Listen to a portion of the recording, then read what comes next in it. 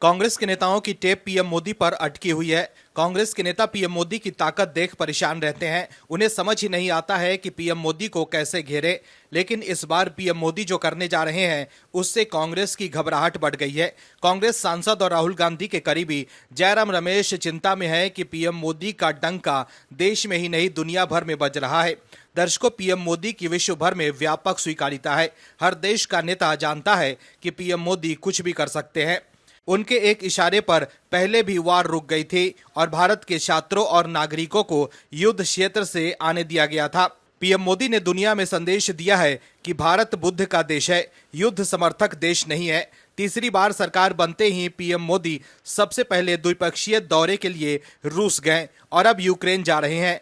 हो सकता है कि पीएम मोदी के इस यात्रा के बाद 2 साल से अधिक समय से चल रहे रूस और यूक्रेन के बीच युद्ध पर पूर्ण विराम लग जाए। पूरी दुनिया में चर्चा है कि पीएम मोदी वार रुकवाने की ओर बढ़ रहे हैं, लेकिन पीएम मोदी की प्रसिद्धि देख कांग्रेस की छाती पर सांप लौट रहा है और उनके नेता अनर्गल बयानबाजी कर रहे हैं।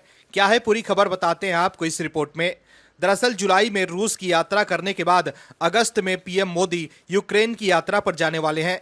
ऐसे में पीएम मोदी का कुछ हफ्तों के अंतराल पर इन दोनों देशों की यात्रा पर जाने को लेकर सिर्फ दिल्ली ही नहीं बल्कि पूरी दुनिया के कूटनीतिक गलियारों में उत्सुकता है।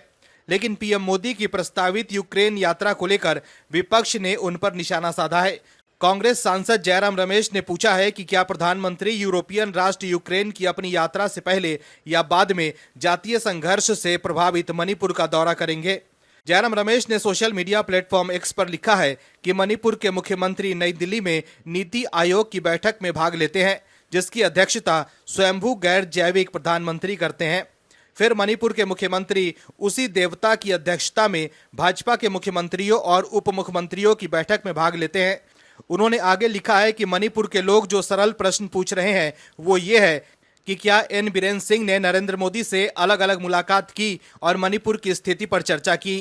क्या एन बीरेन सिंह ने नरेंद्र मोदी को यूक्रेन की यात्रा से पहले या बाद में मणिपुर में आने के लिए आमंत्रित किया। तो देखा आपने कैसे पीएम मोदी के यूक्रेन दौरे से पहले कांग्रेस की छटपटाहट बढ़ गई है। कांग्रेस को लग रहा है कि पीएम मोदी रूस और यूक्रेन के बीच जारी युद्ध रुकवा देते हैं तो पीएम मोदी की लोकप्रियता और बढ़ जाएगी। ऐसे भी लोकप्रियता के मामले में पीएम मोदी के सामने दूर दूर तक कोई भी नेता नहीं है।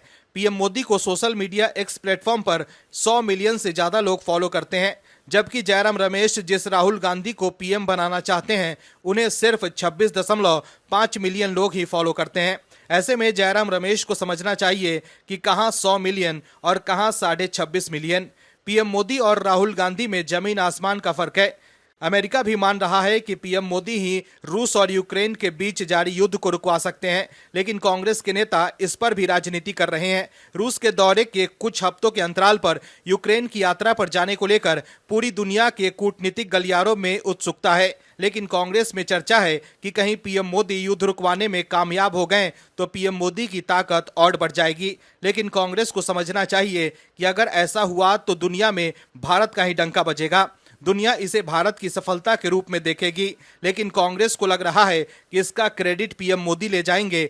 इसलिए उनके यूक्रेन दौरे से पहले कांग्रेस के नेता मणिपुर के मुद्दे को लेकर आ रहे हैं। Bureau report, OMH news. और भी वीडियोस देखने के लिए चैनल को सब्सक्राइब करें और बेल आइकन को दबाएं।